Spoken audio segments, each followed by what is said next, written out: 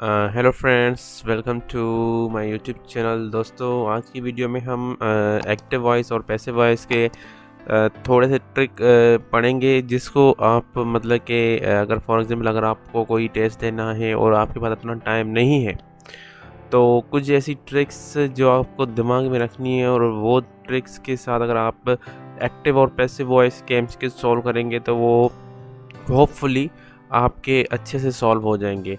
तो आज की वीडियो में हम वही ट्रिक पढ़ेंगे। तो वीडियो स्टार्ट करने से पहले अगर आप मेरे चैनल पे न्यू हैं तो प्लीज़ चैनल को सब्सक्राइब करना ना भूलिएगा, ताकि ऐसी इन्फॉर्मेटिव वीडियोस की नोटिफिकेशन आपको हर वक्त मिलती रहे। तो चलें स्टार्ट करते हैं।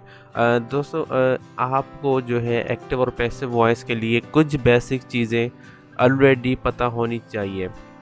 ठीक है, उसमें जो है आपको एक तो वर्ब के फर्स्ट, सेकंड और थर्ड फॉर्म एनी हाउ पता होने चाहिए।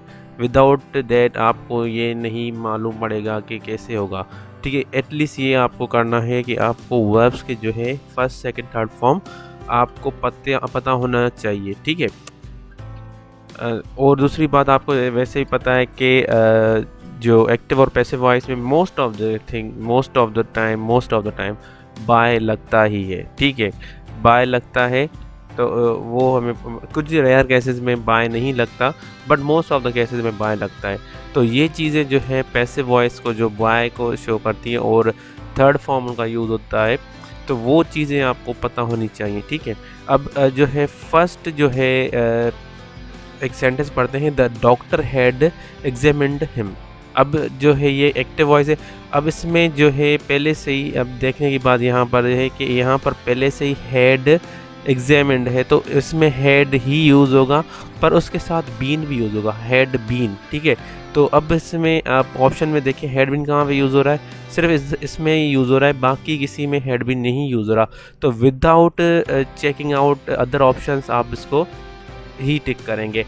तो he had been examined by the doctor. अब यहाँ पर जो है हेड में अभी इसमें ऑलरेडी ये थर्ड फॉर्म यूज़ किया गया है, तो इसका जो है दूसरा थर्ड फॉर्म नहीं होगा, तो वो ऑलरेडी थर्ड फॉर्म में है। तो ये यहाँ तक आपको बात समझ में आ गई। तो चलें अब नेक्स्ट क्वेश्चन की तरफ चलते हैं। चले नेक्स्ट क्वेश्चन की तरफ चलते हैं। अब यहाँ पर देखें, she does not like T.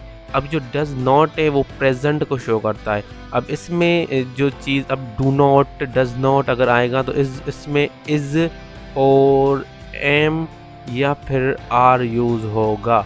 ठीक है, is am or are, is am या फिर आर यूज़ ज़रूर होगा। अब वो डिपेंड करता है कि आपका ऑब्जेक्ट जो लास्ट में यूज़ किया गया है वो सिंगुलर होगा तो इज़ यूज़ होगा, अगर आई यूज़ होगा तो फिर एम यूज़ होगा, अगर प्लूरल में है तो फिर ऑब्वियसली आर यूज़ होगा। तो अब यहाँ पर हमारे पास ऑब्जेक्ट क्या है? ऑब्जेक्ट है टी, तो टी के साथ क्या यूज़ होगा? इज़। अब नॉट भी है, अब इसमें इज़ कहाँ है?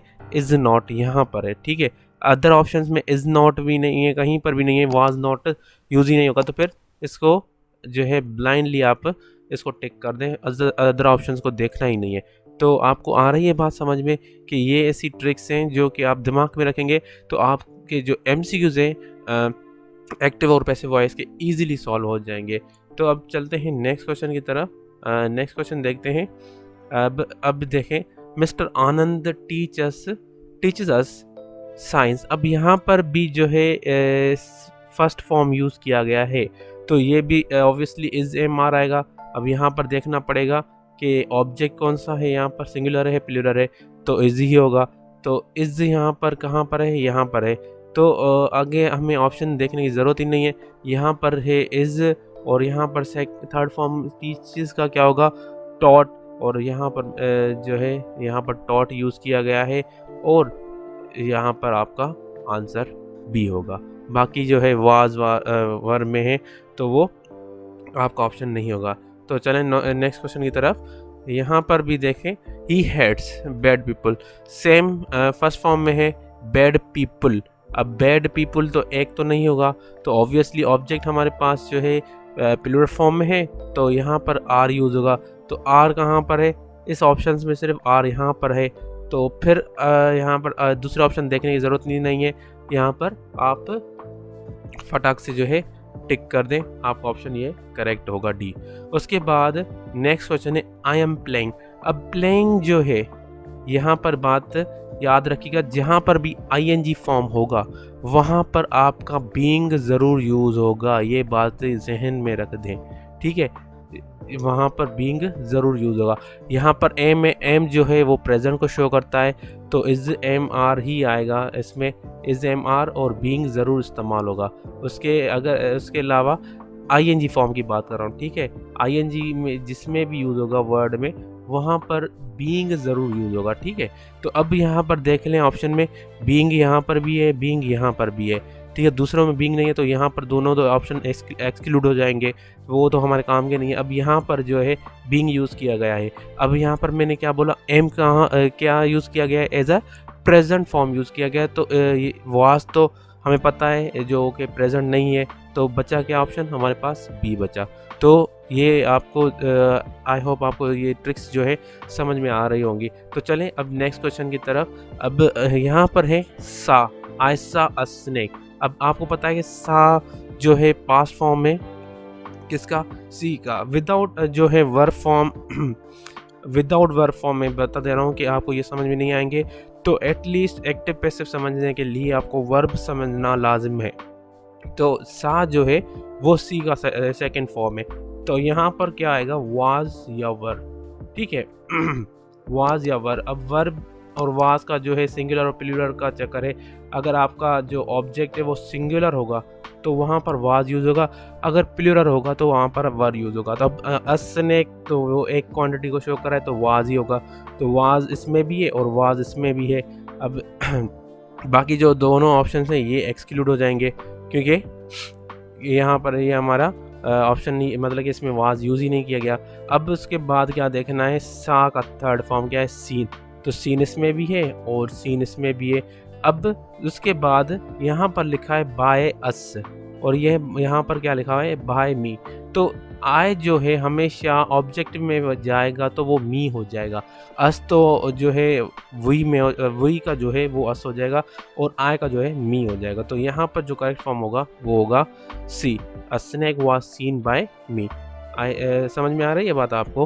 तो अगर आप इसके क्विज़ेस भी करना चाहें तो वो लिंक जो है डिस्क्रिप्शन में मौजूद है, तो वो आप इजीली जाके वहाँ से अपनी प्रैक्टिस को और भी अच्छा कर सकते हैं और क्विज़ेस देके ऑनलाइन। तो आप वहाँ पर लिंक जो है डिस्क्रिप्शन में दी गई है, तो वहाँ पर जाके आप इजीली क्विज़ भी दें ताकि आपको जो है एक्टिव पैसिव और भी जो है आपके अच्छे हो जाएं। अच्छा, उसके बाद है I was making a plan, I was making a plan. अब वाज है और आईएनजी फॉर्म में मैंने क्या बताया था, बीइंग यूज़ होगा, तो बीइंग इसमें भी है और बीइंग इसमें भी है।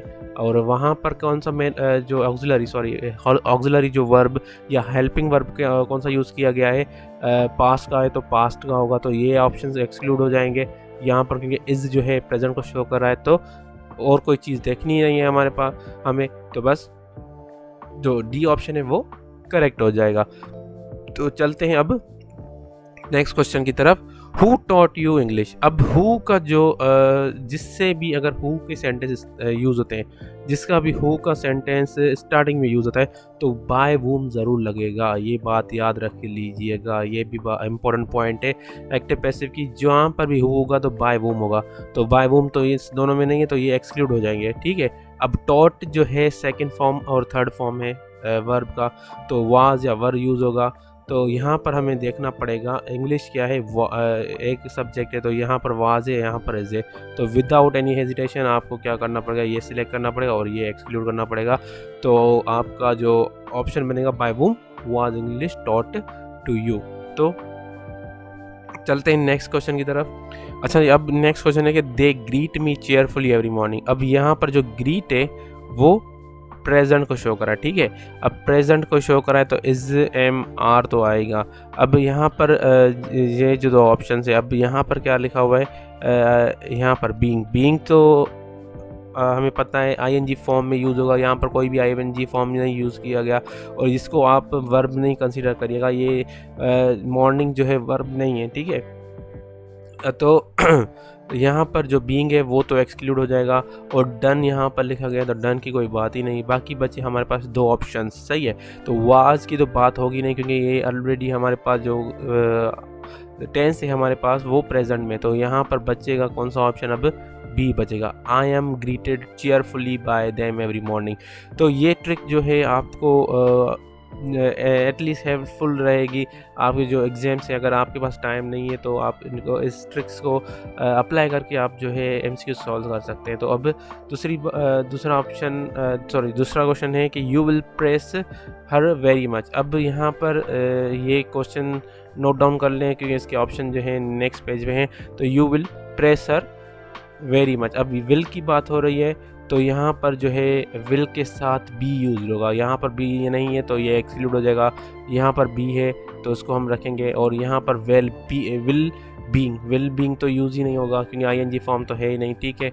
और यहाँ पर विल बीन तो नहीं यूज़ होगा, तो यहाँ पर बचा कौन सा option, will be. She will be pressed very much by you. तो आगे देखने की ज़रूरत ही नहीं है आगे क्या लिखा हुआ है, जस्ट इन चीज़ों को हम देख के ही सॉल्व कर रहे हैं। तो ये ट्रिक्स आपको एनी हाउ दिमाग में रखनी पड़ेगी, विदाउट दिस आपको जो है क्वेश्चन नहीं सॉल्व कर सकेंगे।